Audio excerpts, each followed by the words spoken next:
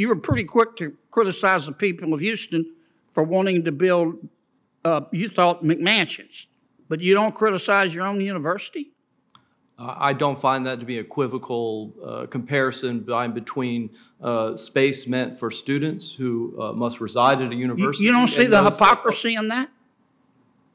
It is your finding and interpretation, sir. But you don't see the irony of the hypocrisy? I'm going to go ahead and say no. Okay. I kind of gathered that would be your answer. Before I recognize Senator Kennedy, let me just point out that that makes 3 Louisianans in the room, so who knows how this ends up. Senator Kennedy. Thank you, Mr. Chairman. Welcome, Governor. Professor Keenan, you teach at Tulane? Yes, sir, I do. I have that privilege. And you have your own website, KeenanClimate.com, is that right? Yes, sir, I do. Okay. And you describe yourself on your website as a globally recognized thought leader. Is that correct?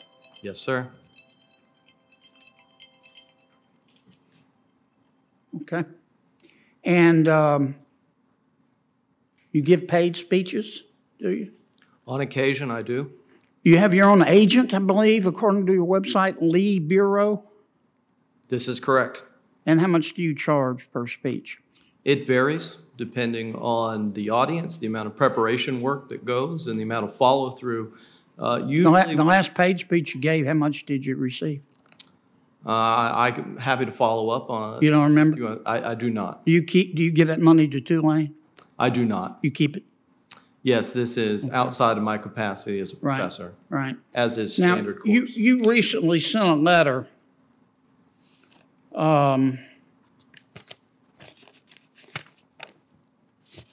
you recently joined a lot of other academics. You signed a letter demanding that elite institutions and universities stop accepting money from fossil fuel companies.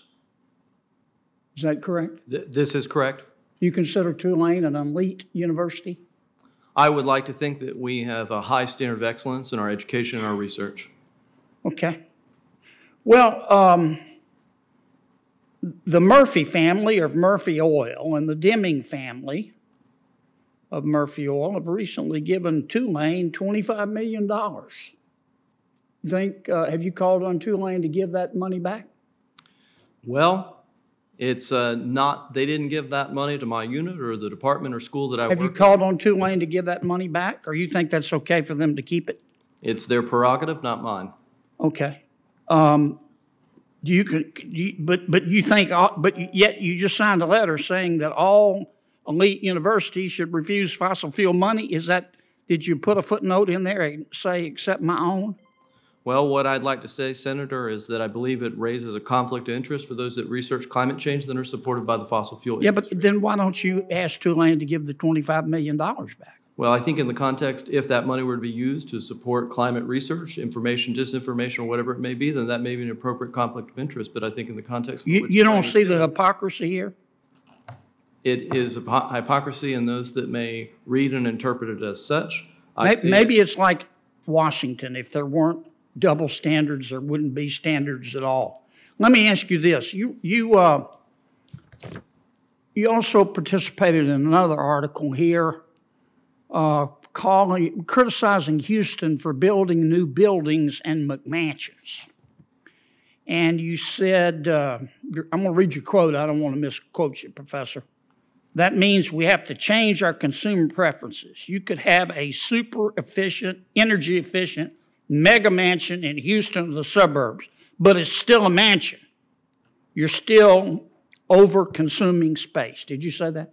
Yes, sir. That's based on work as a member of the IPCC. Our research suggested that reducing our footprint in terms of total spatial footprint would have significant impacts on the decarbonization of the built environment. And so you're saying that people should live in smaller houses because larger houses contribute to CO2 emissions? 100%, Senator. Okay. Well, recently, Tulane finished the Commons. It was 77,000 square feet, $55 million. Recently, Tulane finished the Gold Ring Woldenberg Business Complex, $35 million to complete, 92,000 square feet. Boy, that's a McMansion. Musafir Hall, 23,000 square feet. Paul Hall, 36,000 square feet. Richardson Hall, 50,000 square feet. Housing redevelopment phase 1, 230,000 square feet at Tulane. Have you called upon Tulane to stop these buildings? Sir, the habitable space within those units are roughly the size of the conference room back there and are indeed quite small. But they contribute to... Everything that we do, sir. Does the Commons contribute more to climate change than a McMansion in Houston? You were pretty quick to criticize the people of Houston for wanting to build, you thought, McMansions. But you don't criticize your own university? I don't find that to be equivocal comparison between space meant for students who must reside at a university. You don't see the hypocrisy in that? It is your finding and interpretation, sir. But you don't see the irony of the hypocrisy? I'm going to go ahead and say no. Okay. I kind of gathered that would be your answer. Governor, good to see you. You live in a big house, don't you? Currently, I do, yes. How big is the governor's mansion? I don't know the square footage, but it's large, and it's 60 years old this year. You ought to come by and I need to get by. Work. Well, the professor from Tulane doesn't like that.